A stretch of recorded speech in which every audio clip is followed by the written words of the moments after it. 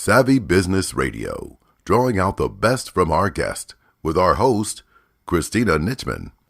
Hello, this is your host, Christina from Savvy Radio. Thank you for joining us for our Heartbeat of the World series, where we're bringing you some of the top experts around the globe to talk about some of the greatest challenges facing our country and the world. Our guest today is Sara McGlocklin, lawyer and caregiver of her 2-year-old daughter, Marian. Her daughter was recently diagnosed with NPC, also known as childhood Alzheimer's, an incurable, ultimately fatal disease that causes dementia. Today, Sara shares some of her secrets for staying sane in times of crisis and challenges. Find out more and help Marian today at hopeformarian.org. Hi, Sara. Welcome to Savvy Business Radio. How are you today? Hi, I'm doing well. Thank you. Well, I'm very, very grateful to have you out here. I was introduced to you by your PR agent, and she told me that you are doing some amazing work to help find a cure for an illness that I'm sure most of us don't even know about, Niemann-Pick type C, aka NPC.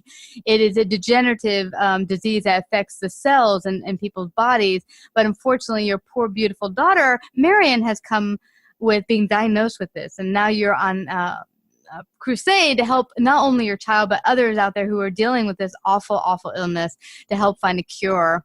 And they can go to hopeformarian.org.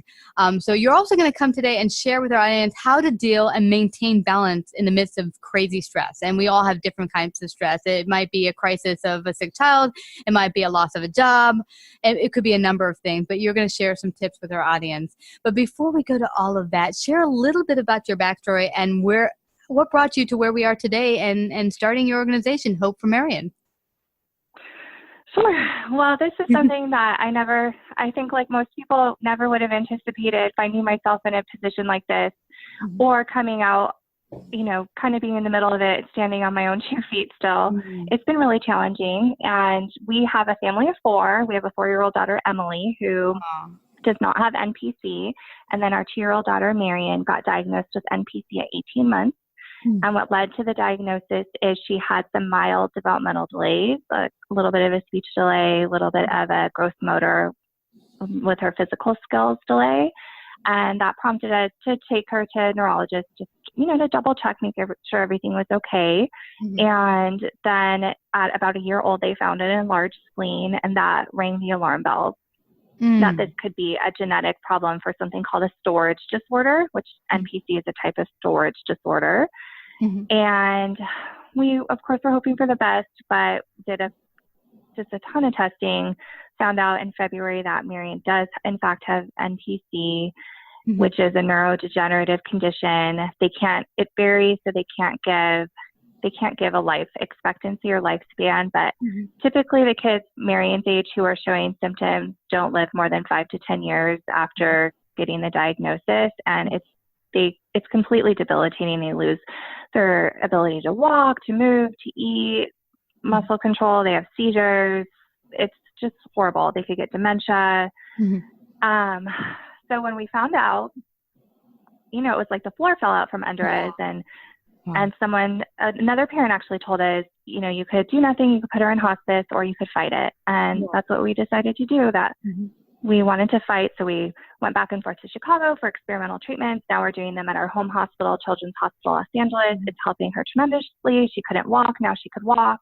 Wow. And then we also just had an outpouring of support. We're kind of private people, so our instinct was to kind of keep this private, but we decided that we couldn't go this alone. We needed to reach out for help and let people know that we were hurting and that that we needed the help. And we kind of put that out there, and just had a lot of outpouring of support, which has really helped lift us forward and keep us going. And we started our nonprofit, Hope for Marian, to help raise money to find more treatments and a cure.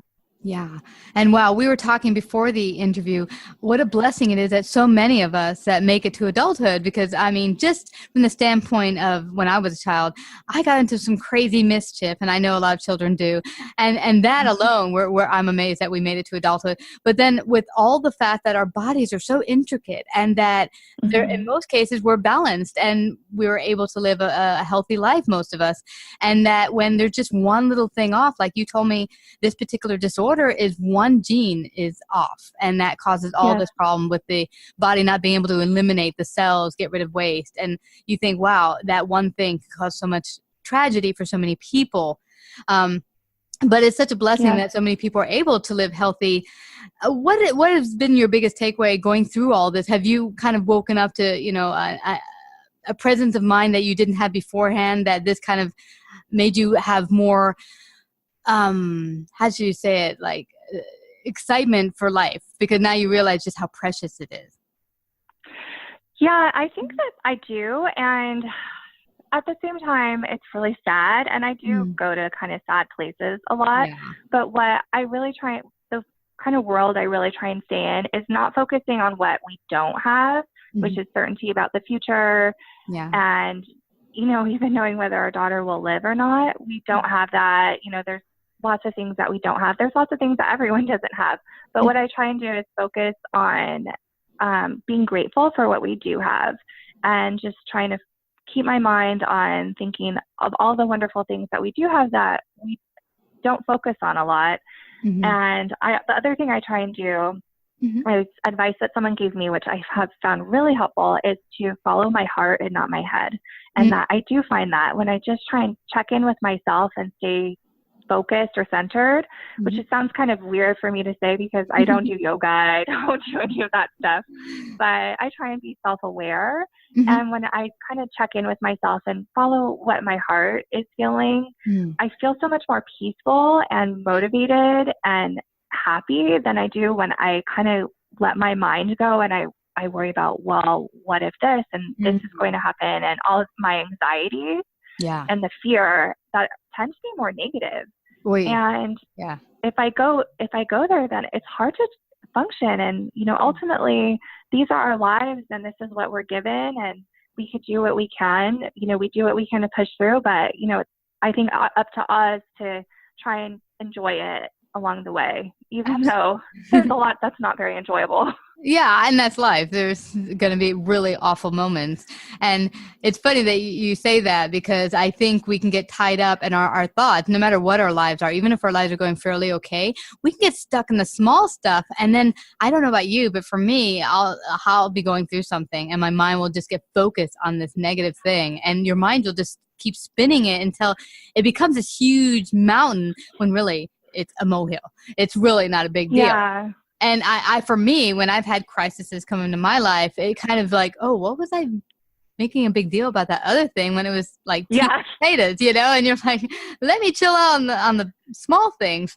But I don't know about you, but I've also known, Sarah, that when I step outside my normal existence, like there was I think in my 20s, I decided to take a whole month off and go to Spain and backpack it. Like every other day, go to a new town. And I was just kind of living by the moment. I wasn't like thinking of a schedule and I have to go to work.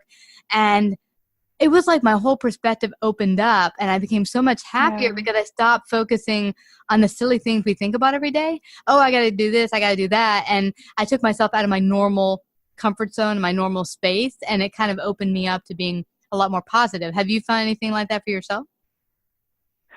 Well, I wish I could go backpacking through Spain. I think I would find that very helpful.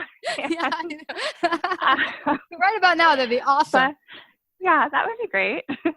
And, I'd like to bring 2 healthy kids with me and my husband. But I think that what you said is so true, that it's all relative. It really is. And, it's just all relative. I know our situation. I know that there's a lot of families out there who have worse situations, and that they would probably trade us just like we look at other families and see, they seem quote unquote luckier, but it's really not the case. It's all just different shades of gray. It's all shades of the same thing, which is bad. and hard and heartbreaking.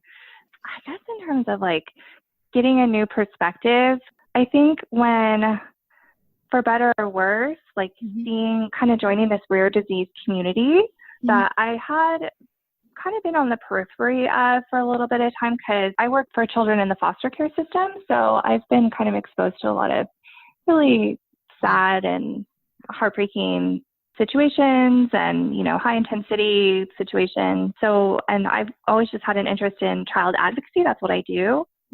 And so being always kind of been interested in some of the rare disease stories that affect children in particular that I had kind of seen over the years. And I've actually been unknowingly following some kids that have related conditions. But then when I became part of the rare disease community, it did give a new perspective, because I saw what people are facing and trying to push through and power through. And I think for NPC, when I realized that before we knew it was NPC, we knew it was probably a storage disorder, and 95% of them don't have treatments or a cure. So we're extremely lucky that there is an experimental treatment that does seem to be effective, and it doesn't cure it, but it slows it down.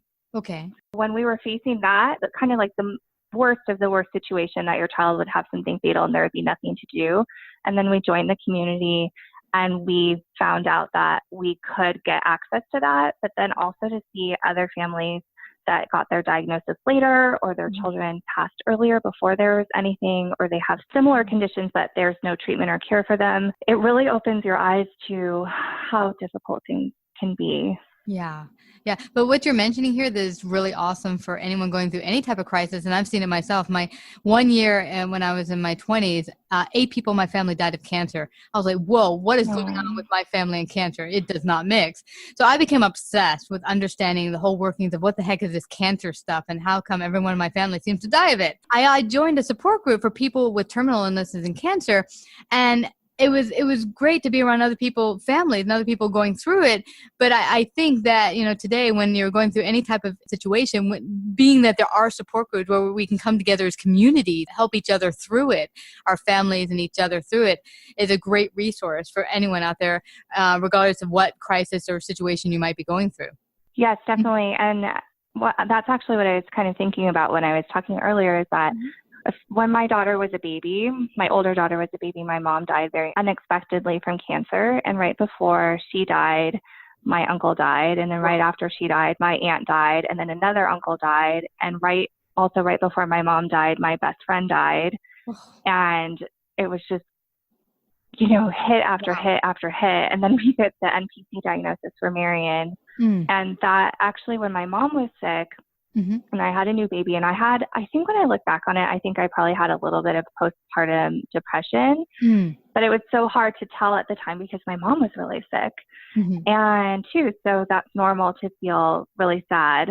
And I didn't really reach out for help in a way. Like I kind of just, I just felt like, okay, this is on me to handle, and I need to handle this myself. And this is what's happening. And, you know, it's happening to my mom, and I didn't take good care of myself, and I didn't even tell anyone how much I was hurting. And I just tried to act like everything was okay. And it really was a big kind of like setback in terms of like personal growth and development. It was really hard on my family too. And it wasn't until I kind of learned from that experience and learned from going through the heartbreak of losing family members and good friends, that you can't go it alone. You can, but not very well. Yeah. And I don't think we were meant to do it alone. I really think that humans are a social animal, and we're meant to be together in community. I think that's where we strive best. Some of the things I see the saddest, I live in New York City, and some of the things I see the saddest is some of the older women and men live by themselves. They become almost hermits, and it's a sad existence, because as humans, we were meant to be outside of being social and community. Why do you think Facebook is so super popular, it's because of that social aspect that we all need. Now, what I pulled out from what you said that's so, so important for anyone going through any type of crisis to help deal with the stress and running their business or keeping on going to work every day is remembering that there's a community out there that you can reach out to and to reach out for help. And lastly, most importantly, that you mentioned, to really take care of yourself, because if you have a family and you don't take care of yourself, then, well, you can't take care of your family. Yeah. Starts with you first. Right. Yeah. Exactly. It's a sinking ship if you go down. Yeah, exactly. And it's funny because as women, I think in particular, we're nurturers, so we put everyone first. You know, I've for years I've always done that in my life. You know, I know my friends are suffering when my family with all those people were getting cancer in that one year. I was like, oh, I got to help everyone, and I was not taking care of myself. And your health begins to go down, and then now how can you help people? So it starts with helping yourself so that you can help others around you. Absolutely. Yeah. So I want people to get involved and donate. They can go to hopeformarian.org, correct? Yes. I was going to say, share what the challenge is and exactly, besides donating, there's also a challenge on your website. Share with that. Okay. So hopeformarian.org is our 501c3 that we're setting up a nonprofit and we are, every single dollar that comes in is going to research for a cure. And we are so lucky that scientists are really urgently working on a cure for NPC, and they're making a lot of progress, but it's going to be a close call for Marian and other kids' life today, whether or not they're going to be here to benefit from that or not.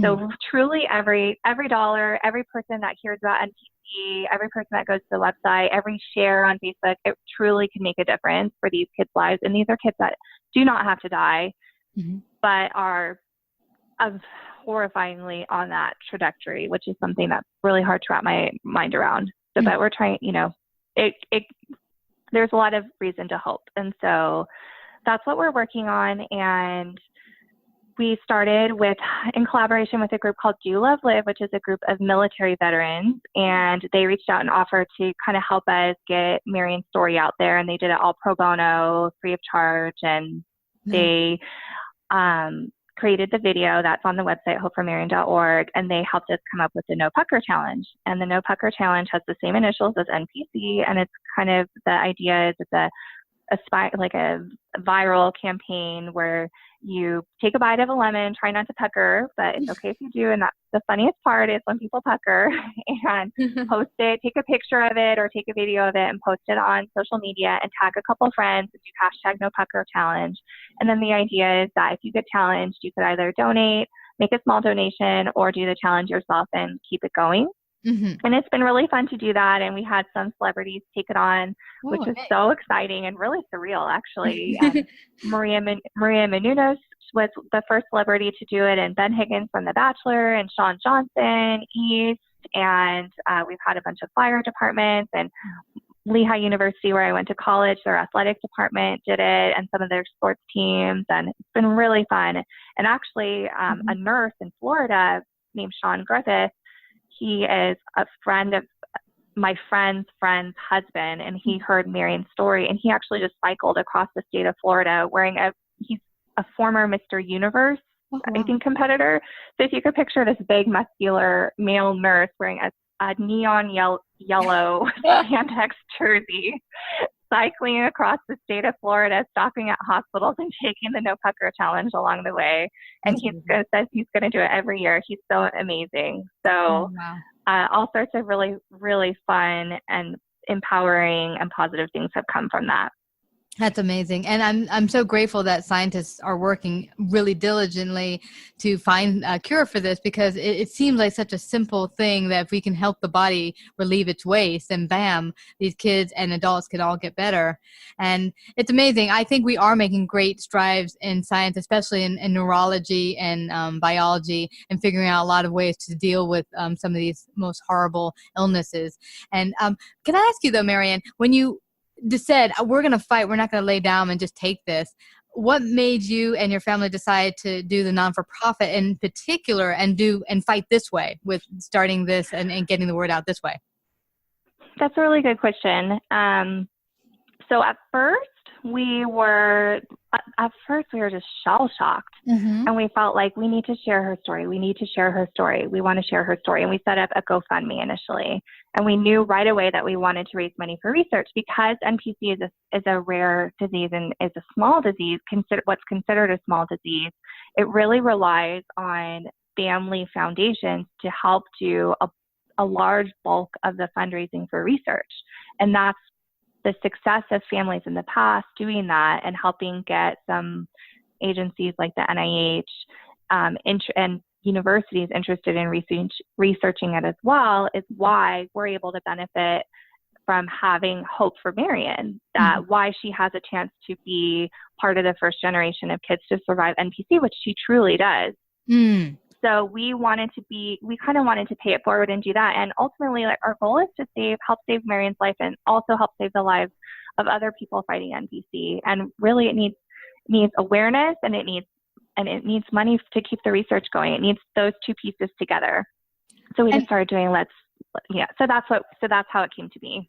Wow. And is the government helping? Are you able to reach out for grants in that way? I'm guessing you might be able to get bigger money that way. Are there signs reaching out in that direction as well? Yeah, our Hope for Marian isn't set up that way right now. I think we could grow that way in the future, but we just got Marian's diagnosis at the end of February. Wow. And we just started the files for the nonprofit over the summer. Yeah. So, we're still kind of playing catch up, and I could see doing that. And some other family foundations, they do have grant writers and they submit applications. Well, I shouldn't even say family foundations. There's also the Parsegian Fund at Notre Dame, which is probably the largest and oldest NPC foundation. And it was inspired by Coach Ara Parsegian, the famous football coach who recently passed, who 3 of his 4 grandchildren from one family, Cindy and Mark Parsegian, they passed away from NPC. Wow. And they really were the ones to get the ball rolling and helping to understand what NPC is. And my understanding is when their kids were diagnosed, they didn't even know what the NPC gene was. They didn't even have that identified. So I think some of the bigger foundations are able to apply for grants and at the NIH, for example. Wow. Well, there is going to be a cure one day. One day they're going to look back and say, thank God for people like Sara and other people who are really pushing not only to get awareness out there, but to also find a cure for this horrible, horrible disease. And I just want to thank you again, Sara, for coming to share your tips, your wisdom, and your story today on Savvy Business Radio. Thank you so much. I really appreciate it. You betcha. Now, everyone, please go take the Pucker Challenge today. Donate. Go to hopeformarian.org. Go to hopeformarian.org. And again, Sara, thank you for coming to Savvy Business Radio. Find out about our paid sponsorship opportunities or how to become a guest. Call 732-474-7375 or email Christina@savvybusinessradio.com.